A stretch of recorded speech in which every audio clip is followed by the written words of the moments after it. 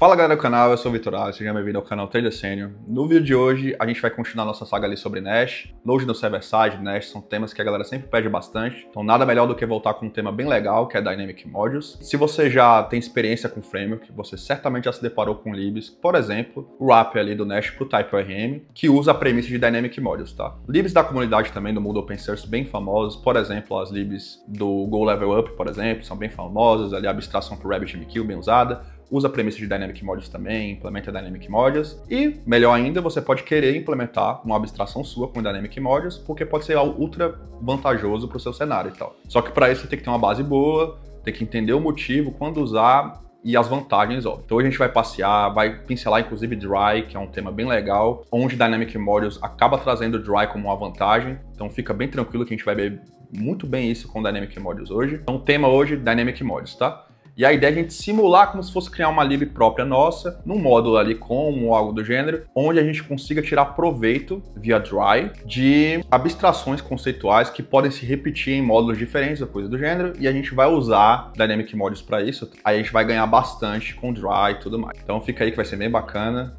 Comenta, curte, compartilha, porque isso ajuda a gente a crescer, beleza? Bora lá! Bom, pessoal, então agora a gente vai fazer o seguinte. A gente precisa entender o que a gente vai gerar como output final. Então é o seguinte, na verdade eu vou abrir aqui o Customer Service. A gente vai ter um use case aqui pra gente trabalhar em cima.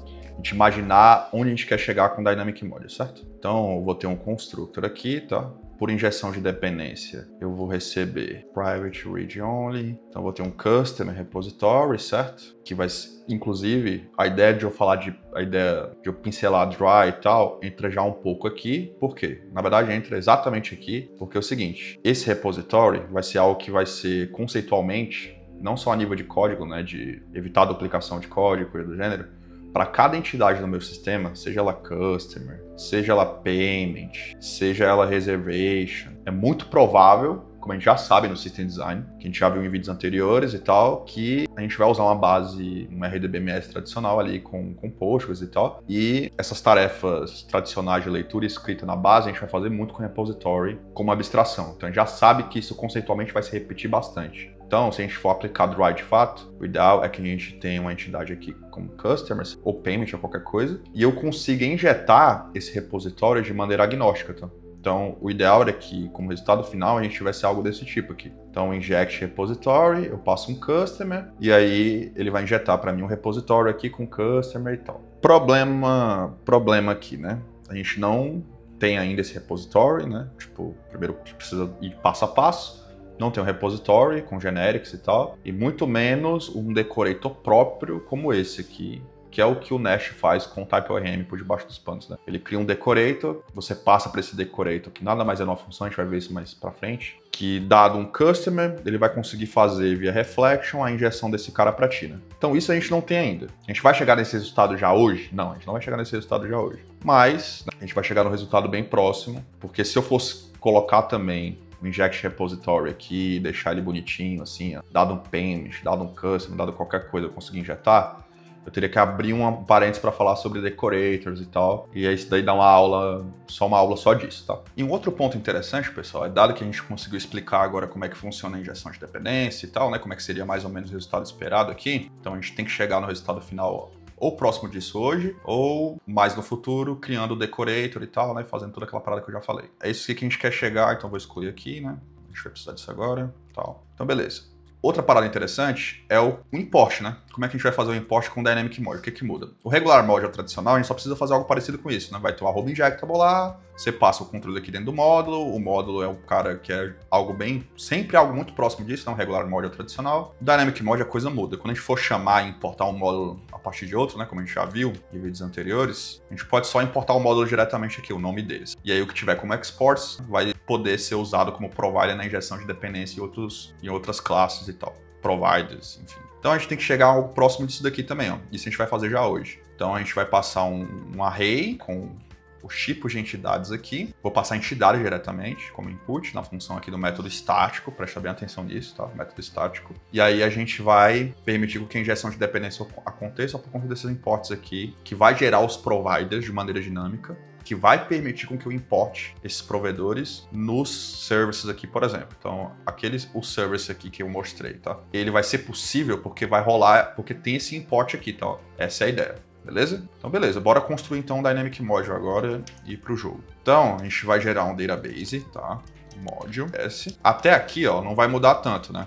Exports, se é um módulo padrão, do jeito que a gente está vendo aqui, né? O que muda agora? Tem um método estático, tá? Inclusive a nomenclatura usual de métodos convencionais, né, que você vai ver geralmente assim sendo utilizado, é for future, for root, são caras bem, né, parecidos assim, que você vai ver em libs de terceiros, enfim, na própria libs built-in do Nest e tal. Então eu vou receber um conjunto de entities, tá? As classes diretamente. Vou retornar um Dynamic Module, tá? E aí a gente retorna aqui, vamos lá, o próprio módulo, certo? Database Module.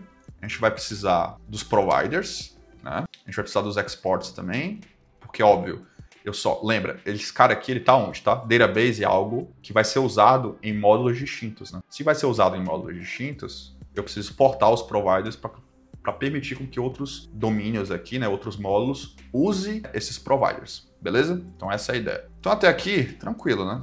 Agora, beleza, outra ponta. Preciso gerar os providers a partir das entidades. Então, eu vou criar uma função que, dado as minhas entidades, eu retorne um conjunto de providers. Então, eu vou passar as entidades aqui, que lembra, a entity é a classe diretamente. Então, lembra, é o customer, pode ser payment, pode ser reservation, tá? Etc. Então, essa daqui é a ideia. Passo a classe diretamente, a partir dele, gera os providers, repositórios, de acordo com as entities que estão sendo passadas. Então, beleza. Vou criar a função aqui para top level e a gente vai retornar agora o conjunto de providers, né? Provider aqui, tá, galera? Vou até fazer um disclaimer disso daqui que é importante.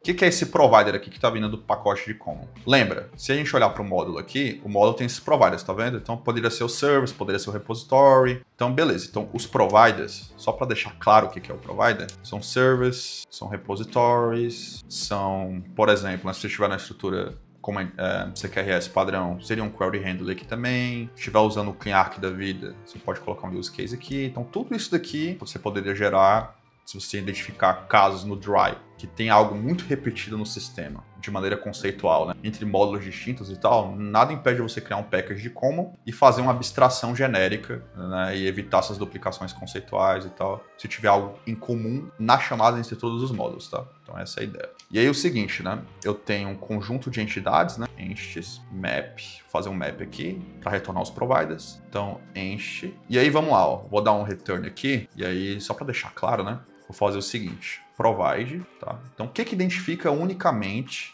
na inversão de controle, um provedor, certo? Nesse caso aqui, como é que vai ser, tá? Então, eu vou gerar dinamicamente. Então, vai ser um ent name, pkcase, tá? No meu JSON, a propriedade que identifica unicamente o provedor com base na entity, né? Vai ser o nome da entidade e aí o nome desse cara vai ser repository. Então, se for customer, por exemplo, se eu passar customer aqui, tá? Passei customer, ó, por exemplo. Passei payment. Isso aqui é só para deixar claro para vocês, né? O replace aqui vai ser o nome da classe, tudo maiúsculo, então vai ficar customer barra repository, entendeu? E aí eu gero dinamicamente esse cara. Essa é a ideia. E aí eu vou passar um cara que a gente chama de usevela. Esse cara é muito usado, inclusive, em mock, stubs, spies e tal, é muito usado. Então, eu não posso passar a entidade, né? Tenho que passar o valor diretamente, né? Que a gente chama... Vou passar a instância diretamente aqui. Vou chamar para esse caso aqui de mock repository, tá? Depois a gente vai ver como é que a gente constrói dinamicamente os repositories de maneira genérica, usando decorators e tal. Mas, por enquanto, enfim, abstrai isso. Então, vou passar um new mock repository aqui, onde eu passo a entidade por injeção de dependência. E aí eu gero a classe, né? Aqui eu vou gerar um create class mock repository. Então, esse é o padrão, né? E aí eu vou até deixar por enquanto aqui... vou deixar assim. Deixa eu dar um... Beleza. Então, galera, ó, a gente chegou no resultado próximo do que a gente gostaria. Aqui eu já posso substituir, né? Providers. Exports aqui vai ter providers, né? Então, ó. Então aqui, gerei, ó. A minha factory é essa. A partir do repository aqui, né? A partir das entities, eu gerei a partir do meu map, né? Meus providers aqui com os repositories e tal. E aí, o que a gente poderia ter aqui no mock repository, né? Que é interessante, ó. Save é muito padrão, né? Então, posso receber uma instância que poderia ser genérica e tal. Tô só deixando aqui só uns stubzinhos, né? Só pra gente ver. Save, tá?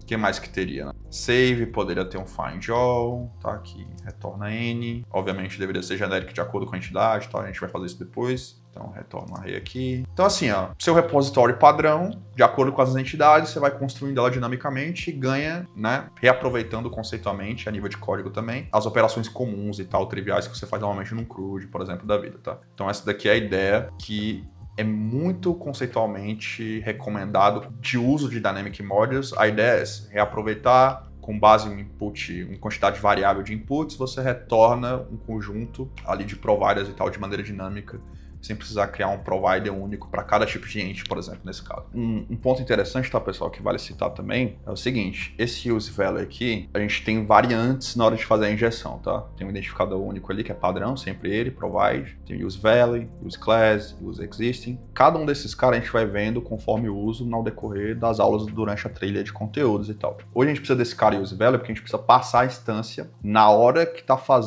construindo os provedores, né? Até citei que ele é muito usado também em mocks, stubs e tal. Enfim, isso a gente vai ver muito na parte de teste, por isso que eu já estou dando uma pincelada com ele hoje. Mas enfim, fica aí como dívida ver tanto o use class como o use existing, tá? Então beleza, esse é um ponto. O outro ponto também é que para a gente conseguir ver depois, quando a gente estiver debugando, a gente conseguir ver que a entidade foi injetada com sucesso, a gente pode dar um read-only aqui, vou deixar um private read-only, a gente vai conseguir ver na hora que estiver debugando esse cara. É um ponto também interessante. E aí agora a gente já pode usar, certo? Nada impede a gente começar a usar. Então, imports, a gente já construiu o que precisava. Então, database module, tá? Que vem do pacote common. Então, for future, tá? For... E aí eu vou passar aqui, deixa eu dar um rename aqui, é for future. Então, for future. E aí a gente vai passar aqui no meu customer module aqui, for future, vai passar o customer, né? Que é o que a gente precisa. Está no domain de customer, ele é nosso aggregate aí, coisa do gênero. Então a gente vai passar ele aqui como padrão. Quando eu fizer isso, eu tenho que conseguir injetar agora. Então a gente vai começar a construir aqui a nossa injeção, né? Então eu vou colocar o constructor, né? Então, não, já está sugerindo ali o Customer Service, né? Ele próprio, não faz sentido. Bora colocar aqui agora Private Read Only. Então a gente vai ter um Customer Repository, que vai ser equivalente ao nosso mock lá, né? Por enquanto eu vou deixar como N, já poderia ser o mock repository aqui, ó, como tipo, tá? Mas enfim, deixar como N, porque pra gente não vai fazer diferença agora. E aí, um ponto interessante é que agora a gente consegue fazer uma injeção. E aí, ó, presta atenção. Para eu conseguir pedir a instância no momento da construção da versão de controle, usando o container de versão de controle, eu tenho que passar aqui, até importar ali, ó, inject. Eu tenho até que passar o meu customer. Como é que a gente construiu? Dado um customer, eu tenho um customer repository, certo? E aí, se a gente fizer eu vou colocar um console info aqui na hora de construir, e a gente vai debugar agora. Vou colocar um Customer Repository aqui, a gente vai debugar, certo? Só para ter uma linha ali na hora do debug. Beleza? Ó, Customer Repository, tem minha ent de Customer, que eu gerei, ó, de maneira dinâmica, tá? Então passei ela, tá? Minha ent tá como class diretamente, tá vendo? Ó? Então aqui não é a instância propriamente dita de Customer, né? É a classe diretamente. Inclusive com essa classe eu conseguiria construir de maneira genérica usando Reflection, via Generics, Repository, aí abre menor que, coloca ali o Customer, maior que, aí eu tenho Generics com Repository, já tá na ponta da lança pra gente conseguir fazer isso. E aí, ó, eu coloquei ainda ali que pode ser qualquer coisa, né? Mas aqui a gente já identificou, ó, que é o mock repository, certo? Vocês estão conseguindo ver a... Então se eu passar payment, daria no mesmo. Apareceria payment aqui, sacou? Então, galera, é essa a grande sacada. E isso a gente entendeu mais ainda como é que funciona a inversão de controle de maneira dinâmica, né? Como é que a gente pede uma instância. Eu já mostrei lá atrás, uma aplicação standalone, a gente pedindo a instância a partir de chaves, a partir do próprio nome da classe, a gente já tá na ponta de lança também para fazer um decorator próprio, então na ponta ali da agulha, né? Então, tipo assim, ó, Customer Repository aqui é o que a gente usou, lembra, no Provide aqui, certo? Ó, só para deixar mais claro para vocês. A gente passou como entidade ali no Database Module, né? Ponto for future. As entities, que são as classes, certo? Passei como N que eu quero receber qualquer tipo de, né? Qualquer tipo de tipo ali de classe e tal. For future, entities, e essa entity aqui é o quê? É meu Customer. Customer deu um uppercase, né? Então, Customer, e aí saiu como Customer Repository, né? Por isso que eu consegui fazer aquela injeção, lá, o name, ó, da classe de Customer de Entity. Tô navegando aqui, né? E o prototype do meu mock repository, né, que recebe por injeção a Entity, que lembra, nesse map aqui eu passo new mock repository com a Entity, ó, sacou? E aí o prototype ali do repository é exatamente o que eu esperava, né? Que é use value new repository, injetado ali a classe diretamente, a classe, não a instância. Lembra disso? Passei a classe para depois usar generics e conseguir fazer mais para frente um decorator próprio, passando ali customer diretamente, né, como entidade e tal, via generics. Então a gente já está construindo a base para isso, beleza? E no meu contexto do Diesel, eu recebo por injeção o customer repository, que é igual ao meu mock repository, que tem por injeção a entity, sacou? essa é a sacada. Espero que tenham gostado. Se ficou qualquer dúvida, comenta e tal. Mais pra frente a gente vai desconstruir um decorator próprio usando essa ideia de generics aí e tal, vai ficar ainda mais robusto. Então espero que tenham gostado. Curte, compartilha, comenta, tá? Divulga aí pra gente continuar crescendo, beleza? Tamo junto.